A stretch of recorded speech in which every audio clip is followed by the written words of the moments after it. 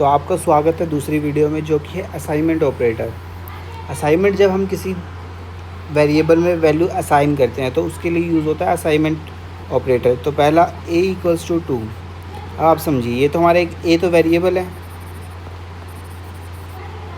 ये हमारा कांस्टेंट है, ठीक है।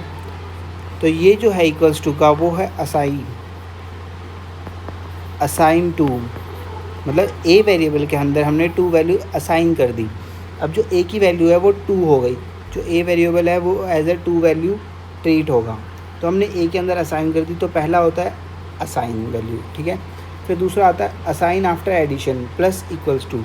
आप इसको समझिएगा, ये प्लस इक्वल्स टू का क्या मतलब है। प्लस इक्वल्स टू 2 मतलब a की वैल्यू हमारी 2 है, तो इसको आप ऐसे भी लिख सकते हो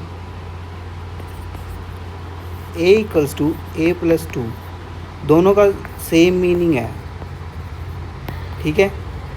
बस इसको एक लिखने का एक अलग तरीका है और इजी मेथड है, आप इसी से समझिएगा। एक और एग्जांपल बताता हूँ। b की वैल्यू 5, अब आप b प्लस इक्वल्स टू 10 कर रहे हो, तो b की जो वैल्यू होगी अब वो हो जाएगी 5 प्लस 10 15, ठीक है।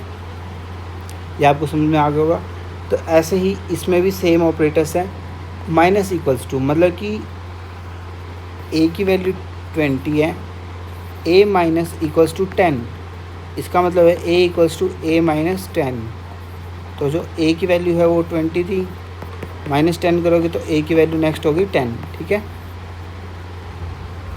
वैसे ही मल्टीप्लाई इक्वल्स टू, तो इसमें हमारा मल्टीप्लाई टास्क परफॉर्म होगा। फिर आता है डिवाइड इक्वल्स टू, फिर आता है मॉडुलस इक्वल्स टू, फिर आता है पावर इक्वल्स टू। मतलब कि अब आप पावर इक्वल्स टू वाला देखिए, 10 a के अंदर है, ठीक है। अब एक multiply equals to 2, a equals to 10 value थी, अब डबल मल्टीप्लाई 2, तो 10 की पावर 2 दैट इज़ 100। तो आपका 100 आंसर आएगा, ठीक है। आई होप समझ में आ गया होगा।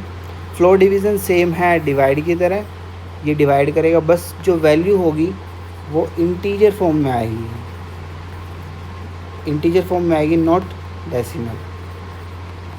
डेसिमल वैल्यू नहीं आएगी, इंटीजर की फॉर्म में आएगी, ठीक है। तो आई होप, मैं उम्मीद करता हूँ कि आपका असाइनमेंट ऑपरेटर भी क्लियर हो गया होगा। और उससे पहले वाली वीडियो में हमने देखा था कि अरिथमेटिक ऑपरेटर्स क्या होते हैं और कैसे टास्क परफॉर्म करा जाता है। तो आई होप ये आपको दोनों क्लियर हो गएंगे। अब आपसे मैं एक विनती करता हूँ कि आप इनको इम्प्लीमेंट करके देखिए अपने भी सिस्टम में। और आपको एक और बात बता दी जाए, आप इसको प्रैक्टिस कर सकते हो VS कोड में, पहला। दूसरा है पाइथन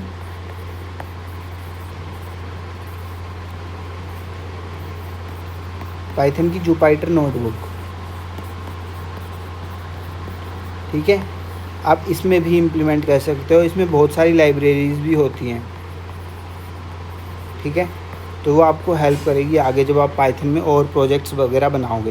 तो आप इन दोनों में से कोई भी कर सकते हो, दोनों ही बहुत अच्छे प्लेटफॉर्म है, ठीक है।